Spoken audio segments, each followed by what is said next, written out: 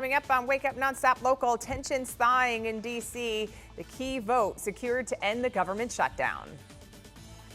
On this vote, the yeas are 60 and the nays are 40. The next steps as we get closer to the finish line on day 41 of the longest shutdown in American history.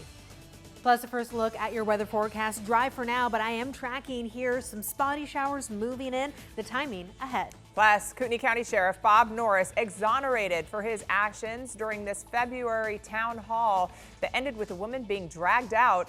It's all coming up right now on Wake Up Nonstop Local. Wake up, you gotta rise to the sun. And here it comes, it's time to make the best of what you got to give.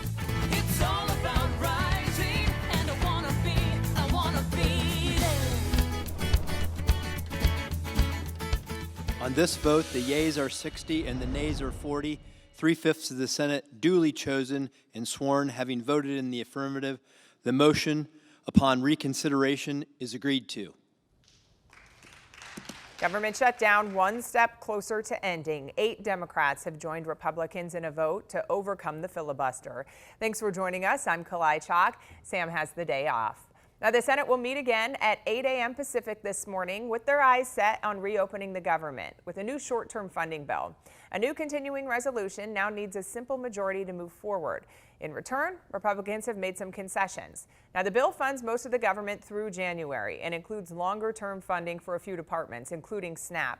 It also agrees to hold a vote on the expiring Obamacare subsidies, which have been at the heart of the shutdown.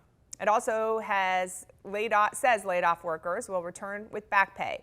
But there are still some hurdles. The bill needs a formal Senate vote, then moves to the House, and if changes are made there, then it'll return to the Senate once again.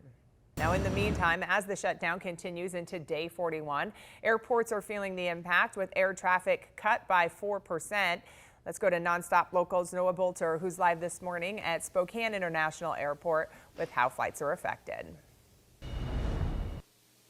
Well, Kalai, Spokane travelers have already seen some delays and cancellations right here in Spokane. I want to show you the line here at security, or where there was a line. Obviously, it's cleared up now, but let's also give you a look at the national misery map. This is through FlightAware, which is where our numbers are coming from this morning. Certainly more red than you'd want to see. The red represents flights that are not on time.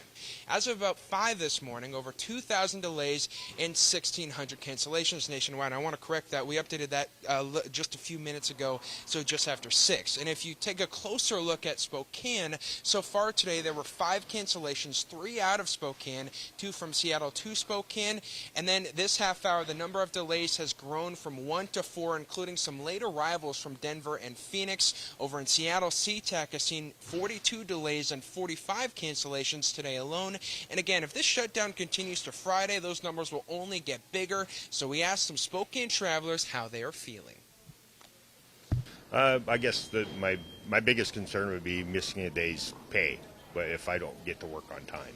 Well, I'd hate to miss my connection going down. We're going to be straight through coming back. We're flying into Seattle, and there's a lot more cancellations there. So not too much of a concern, you know. We're pretty easy, so we'll adapt. Here in the Pacific Northwest, upper Pacific Northwest, excluding LA, I'm not too concerned. We've got a good group up here, but back in the Midwest and back east, which is where I'm headed, South Carolina, I think there's more. I feel for the TSA agents. Well, in Kalai this morning, I've spoken with Spokane travelers heading all across the United States. The big takeaway, because of all the coverage that the shutdown has garnered and because of the awareness surrounding flights and delays and cancellations, the people who I've spoken to say their concern level is not as high because they're not surprised when they get here. Live in Spokane, Noah Bolter, NonStop Local. Yeah, and of course the airline always says to call ahead before you go to the airport. Let's get a live look over downtown where the skies are lightening up and things look dry, but let's get to the Weather Center because Jenny Power says things are going to change up a little bit midday. Yeah, that's right, Kalai. So we're off to this more dry, cloudy start here on a Monday morning. So that's good news, especially if you're headed out the door soon out on the morning commute. But don't forget the jacket here or the umbrella because I am tracking a little bit of wet weather that's going to be moving in. But yes, start time temperatures to go along with these dry conditions, mid to upper 30s across Spokane and Coeur d'Alene, 38 degrees for Moses Lake as well as Brewster, 39 for Omak, 35 for Washtenaw, and 32 for Sandpoint and Deer Park. So freezing marks up toward valleys to the north. Our current satellite and radar, though, mostly calm here. We are seeing a good amount of increasing clouds, so that's why it is a little bit of a gray start to the day today. And we've been seeing some patchy fog through the North Idaho Panhandle as well as back toward central Washington. Now, as far as what's to come as we move into the middle part of the day, yes, some light showers starting to ramp up, so that's why I'm saying keep the umbrella handy or the rain jacket. As far as what's to come into tomorrow, though, some drier conditions are on the way. The timing of that in 10 minutes. Kalai. Okay, see you in 10. Thank you. Well, the Idaho Attorney General has announced that Sheriff Bob Norris from Kootenai County has been exonerated for his actions at that February town hall where a woman was physically dragged out of the meeting. A letter from the Office of the Attorney General, Rural Labrador, addressed to the Kootenai County Republicans, says no charges of battery will be filed against Sheriff Norris.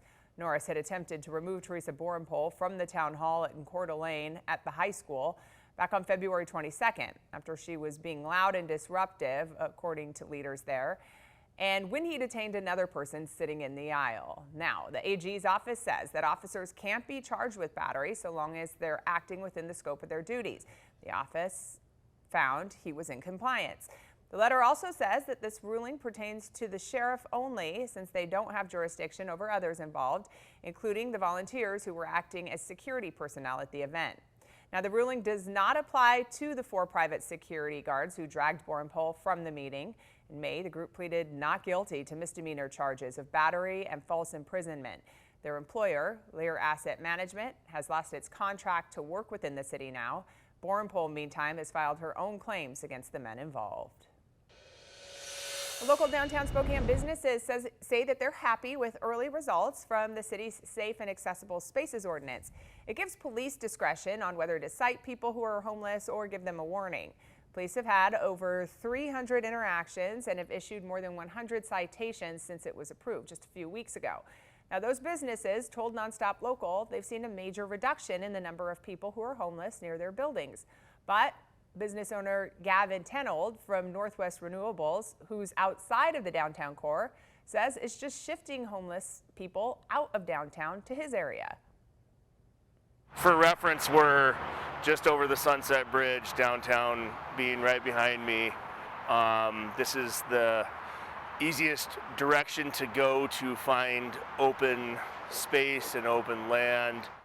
NonStop Local spoke with a couple who was homeless who says that they're seeing more people coming into that area where they camp outside of the city. They say they were unaware of that change with enforcement. Well, we are your NonStop election headquarters, and election day is over, but the counting is still on. A very tight race is only getting tighter between Jonathan Bingle and challenger Sarah Dixit. Both candidates are neck and neck. Dixit is now leading with 53 votes. A recount could be on the table in this race. State law says if there's a difference of less than 2,000 votes and less than 0.5% of the total number of votes, then there needs to be a machine recount.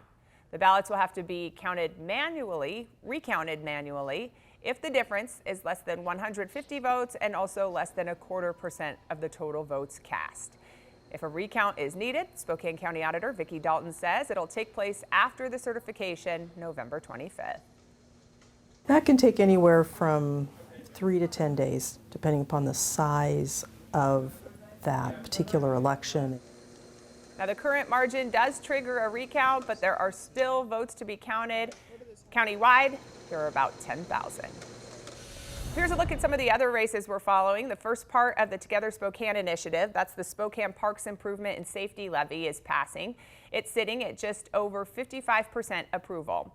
The other half of the initiative, it's that school bond. Right now it's passing with just over 61%. It does need a supermajority of 60% to pass.